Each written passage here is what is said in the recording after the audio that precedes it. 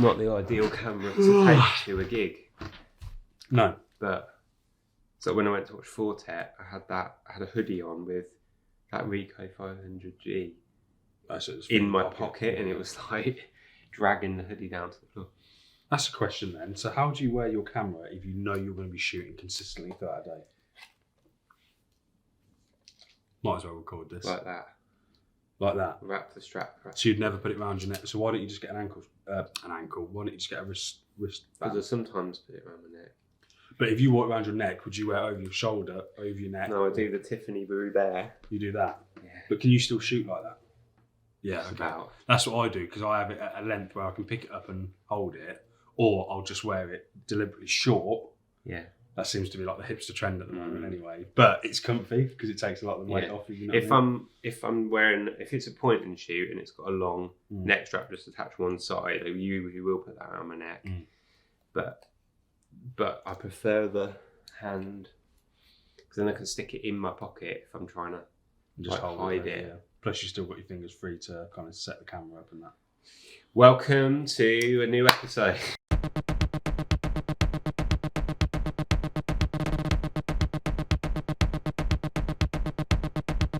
How do you hold your camera? What an interesting thing to talk about. So, what? I'm interested. I'm intrigued. How do you hold your camera? Do you put it around your neck, over your shoulder, or in your hand? Leave your answer in the comments. Yeah. Yeah. Sure. Welcome back to another episode. What's going on? What's good? So, what we're going to talk about? Right, I went to a gig. Yeah. And went to see my celebrity crush. Yeah. You went with your wife though, right? Well, yeah, me and my wife. I feel like it should be a sort of thing you'd call a guilty pleasure, but there's nothing guilty about it. It's just pleasure, and I don't believe in guilty pleasures. It's a stupid thing to say. But Carly Rae Jepsen is my. She's up there with one of your favourites at the moment. She's been a favourite for a long time. She's your go-to on a go-to playlist. Yeah, definitely. She's in that top something. Well, you know, what's it that you get at the 10. End of year Spotify? Yeah, roundup, whatever it is. Yeah, so it's not frontify, is it? So that matter. But it's like her, Ellen Alien, and Kelly Lee Owens. No. They're my Spotify made me a random playlist of here's your top 3 women that you listen to, and I'm like, okay, lovely. And anyway, so mine's Lana Del Rey. She's my top female artist for sure. I went off her a bit.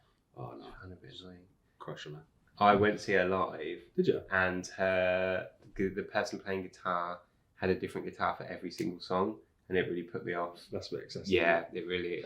And then I went to see Jack White, and he played the same guitar for every single song.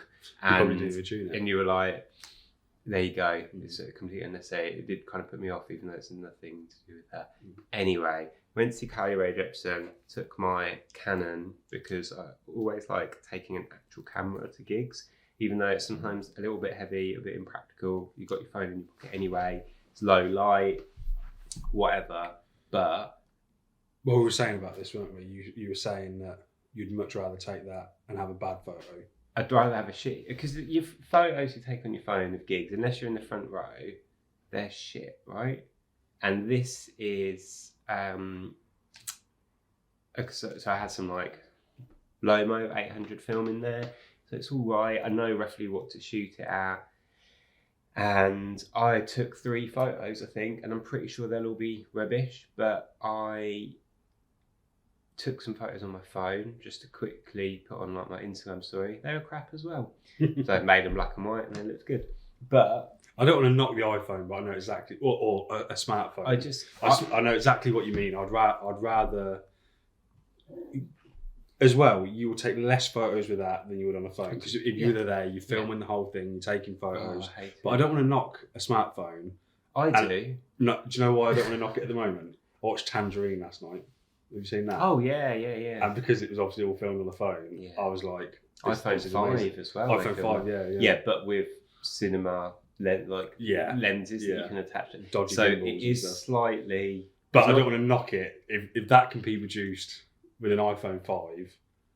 No. But that's not the conversation we're having. We are having the conversation about. I don't like taking photos on my phone. I've always thought, like, oh yeah, like take a photo on your phone. It's really, it's just always there with you. It just doesn't really appeal to me. So anyway, obviously I do take pictures on my phone, but I don't love it. So anyway, just the boring photos of like the kids and family and stuff like that. Oh. Yeah, we can't delete any of them either. No. You cannot delete pictures of your children because they're like, well, I can't delete that. It's look. And then there's exactly the same one, but they're looking in a different direction. Well, the only photos I take on my phone are generally of the dog to send to family members. That's it. Yeah. I bet they love getting them, don't they? They pretend they do, yeah. I'm not going to stop. So, take a camera to a gig. That's what I'm saying. Yeah. So, in a very long-winded way, my point is, take a camera to a gig because, and it's this reminder, right, that's what I'm trying to say. It reminded me, I haven't got this film developed yet, still a few photos left, but when we went if you come to this video to check out the photos that Luke took, say a shit photo of Carly Rae Jepsen. Well, so you should go and listen to Carly Rae Jepsen because she's a lot more than Call Me Maybe. She's a fantastic. Plus, she's coming on the podcast artist. Next week, so I wouldn't be able to cope. The importance of carrying a camera. Right, so we went to see LCD Sound System last summer, and I had my contacts with me, and in it was that double film cinema that's Cinestill, basically. I think I took 2 photos of them playing, and I took 1 photo of the guy on someone's shoulders that annoyingly I missed the focus on. But those 2 photos, which I can put up here, I have looked at them pictures way more often than I would have done, or than I ever have on a photo I took of a gig on my phone. Mm-hmm. So those photos I've put on like Reddit, I've put on the analog group on Reddit, on the LCD group on there, on Granary. It's like one of my most liked photos on Granary. I've put them on Instagram again. I think it's one of my most liked of recent times with, used to get like 500 likes per photo. Now I'm lucky if I get fucking 30 or whatever on Instagram. It's a pile of shit.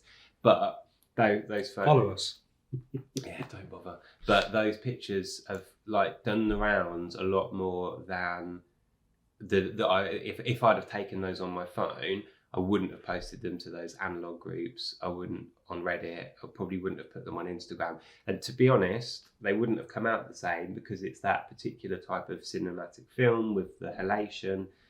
They got shared by Double Film. They put them on their Instagram, that kind of thing. So it goes back to you saying if you're using an iPhone, you wouldn't have spent the time to edit it to look like that, or B, it just wouldn't be good enough quality for... Well, if I'd taken it on a phone, I'd have taken like 10 pictures and then never looked at them again. Yeah. But the fact that it's always that lovely thing of like you get a roll of film back and you go, oh shit. And they are really nice pictures. And it's like, yeah, okay, I went to see The Prodigy in the summer last year and I took my Lomo LCA and took some shit photos. They didn't come out whatsoever, but I was stood a lot further back and I think I was a bit more, the crowd was quite wobbly. It was a lot of men in their 50s bashing each other around. But surprisingly so. Yeah, but it was like, but also I'm like, I don't really care too much because it was like fun to take them on. Yeah, you didn't go out to take good photos. You went out to go to the gig and you happened to take some photos. Took a little... That's 2 very different styles of photography, because if you went out and say like a photo walk to shoot a roll of film for the day, or digital, whatever it might be, the pressure is on yourself to take good photos. Yeah. But if you're capturing memories, does it really matter? No. And it kind of leads me on to discussing like, film prices are going up and stuff like that, but like forgetting all of that stuff, I think it's just really nice having a point and shoot or some kind of film camera with you all the time, not to like burn through shots, but for me it makes me take more meaningful photos. Yep. Because I'll take 1 or 2, or I'll be like, oh yeah, like one of the kids is doing something on their skateboard and they look really nice, like the sun's hitting them, really nicely, and I'll stop them and I'll get them to take a picture, or I'll just take some, little candid pictures. They're moving around, but I probably won't see them photos for a couple of months. No, because it'll take you a couple of months to burn through that roll. Yeah, I've still got that roll in that I shot in Brighton in the summer. I've got like 3 rolls of film in the fridge that I've still got to develop, and I know they're from like specific days or specific weeks during the summer holidays, and it's like it'll be lovely to see those photos when I get around to doing them, and I'll look at them and I'll spend more time looking at them than I ever would of anything on my phone. And I think I don't know, it's just something really nice about that I enjoy doing. And obviously you've got the whole price of film aspect not to worry about, but that does factor in. Just a kick in the nuts for everyone. But there's still Fomapan. Yeah, oh yeah, of course. There's so Fomapan. I'm going to look how much Fomapan. As Mark Kermode would say, man looks something up on the internet. What was the one I'm looking for? Just clarify, we are on Analog Wonderland. Yeah, love you guys. Fomapan Action 400. You've got a filter price £5.50. £5 for 100. £5.50 for 200. Oh yeah. To be fair, I would normally buy 120. What about Kentmere? £5. £4.20. Bet it's not in stock. Oh, it is in stock. £4 for 24 exposures. But again, that's quite nice because you get the pictures back a little bit quicker. Yeah, even though it costs you the same amount to develop them. It's only in the last, say, 12 months that I've actually thought that 24 exposures isn't a waste of money, because I tend to use 24 exposures for exactly like we're saying now. I put it in the camera, I kind of forget about it, but I've always got that camera on me in case I want to take a photo. But it's not to try and make necessarily a pretty photo. It's to capture a pretty memory for me to go back on. I'm never going to share these photos unless it's an absolute worldie, but that kind of thing. But would you ever go, oh yeah, £4.25 for 100, Kentmere 100, I'm going to buy that over 24 exposures, I'm going to buy that over the 36 exposures, 400 for £5. I'd always just go for the £5 one. You've got more shots, you've got 400 speed film. I don't know. What would you do? Would you spend an extra 75p to get an extra 12 shots? Yes, 50% more 400 shots. speed film. And it's going to cost you. I know the 100 is going to be a finer grain, but it's Kentmere, like it's not fine grain film. Yeah. So, but that's what I'm saying. Would you? It costs the same to develop it. Sorry, interrupted you. Yeah. No, it's true. I'm thinking out loud, to be honest. What would you do?